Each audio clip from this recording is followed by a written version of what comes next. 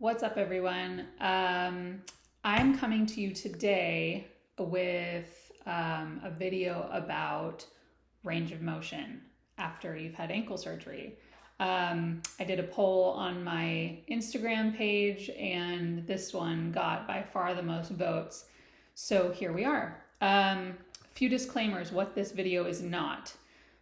It is not an early stage, like you just had surgery and you want to know what type of range of motion exercises are appropriate for you. I really think you should be seeing a physical therapist for that. So it's not that. This is also not a comprehensive list of all the things that you should be doing to gain range of motion. What it is I'm almost 9 years post-op. If you haven't watched all my other videos, go do that. I talk all about my journey up until this point. You can also check out webroken.com, which has even more information for you.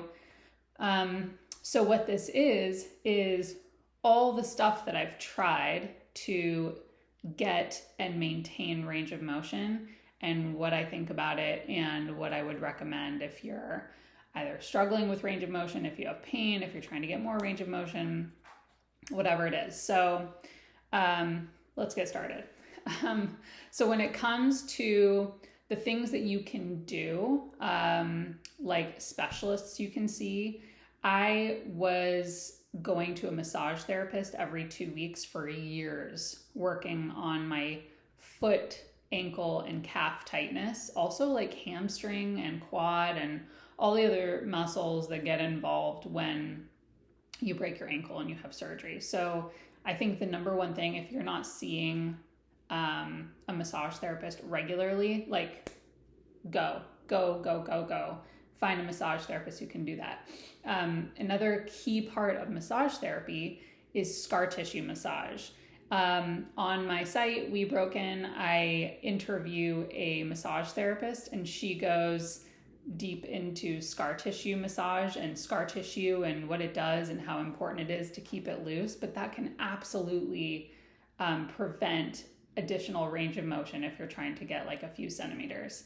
And then chiropractor. If you are not seeing a chiropractor after it's been a decent enough amount of time, sometimes when I feel really locked, it's because the joint is actually locked. And so I have a great chiropractor who sort of manipulates the tissue in there, but also works with the joints. And so finding somebody who can help you keep it moving, keep it loose, keep it gliding can actually really help your range of motion too.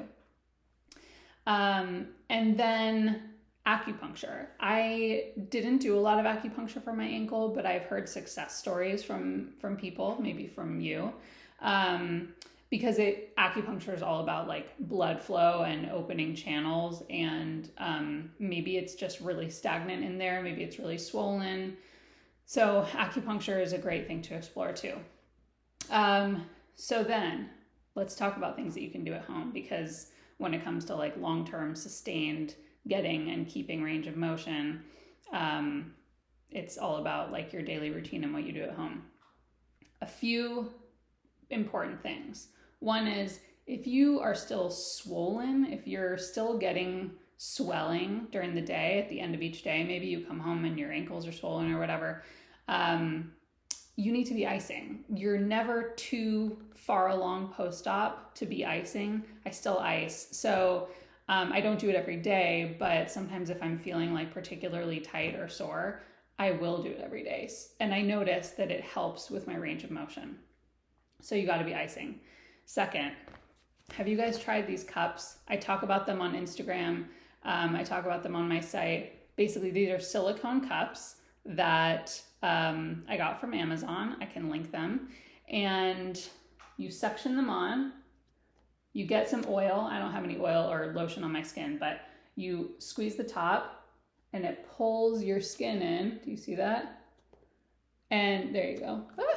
I don't have any lotion on, so it's not staying on, but it sucks up your skin and your muscle and your fascia, and they come in different sizes. The little guys are great for your ankle, but also your calf, and you can either stick it on and leave it on and go about your day watching TV or doing the dishes or whatever.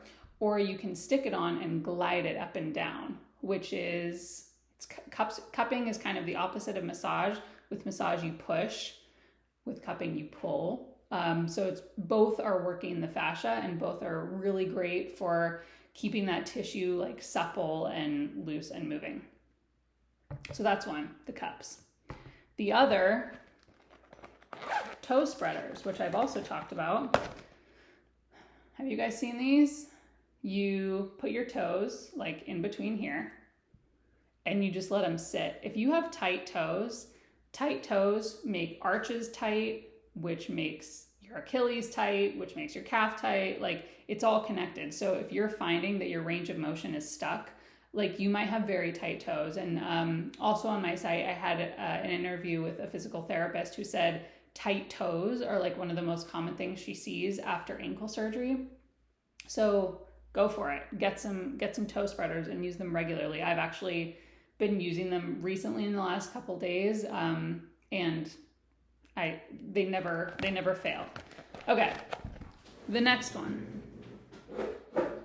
This is a recent addition to my life. This is a slant board, and you just put your foot on it and stand, and you can adjust your angle.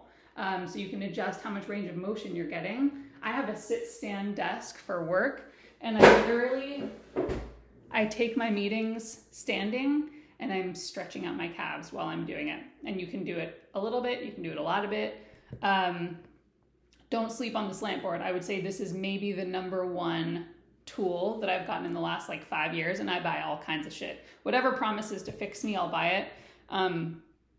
That has been the best so far, I think. Yeah, okay. Then, and the one thing about the slant board too is I used to be a fanatic of stairs, like hanging my heel off the stairs.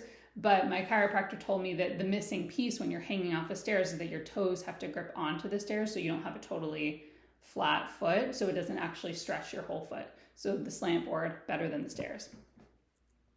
This is a muscle roller. You know, you can use it like this. But I like to put it on the ground. Again, when I'm in meetings, I put my stand desk up and I roll my feet on it. If you don't have loose feet, you're not going to have range of motion. The feet are such a key part of it. So I'm obsessed with keeping my feet loose, and you can also use like a golf ball and get in there, or a tennis ball. I find that tennis balls are not as successful in loosening my feet because they're big and they're squishy. So I like a golf ball. And that's basically, those are my key tools for range of motion exercises. Here's the big disclaimer, and maybe what you don't want to hear. It's not like you're going to get range of motion and then you just keep it forever. It's not a destination that then all of your habits that got you to that point just suddenly end. Range of motion is now part of your life, just like brushing your teeth is part of your life. Range of motion is now part of the journey that each day, each week, whatever, you need to think about and maintain. And I think that's sort of something that we're not told when we get ankle surgery. That now this is part of our body maintenance for the rest of our lives. And so you might find that you get some quick wins and quick gains early on, but then you regress. You might find that you're not getting anything quickly and that it's going to come over time. But either way, like the sustaining, the habit of keeping it going, that's what's going to keep your ankle loose and keep you getting more and more range of motion as time goes on. Hope that was helpful. Let me know in the comments, did I miss anything? And also come over to Instagram and join the community there. It's Broken Ankle Club. And that's it.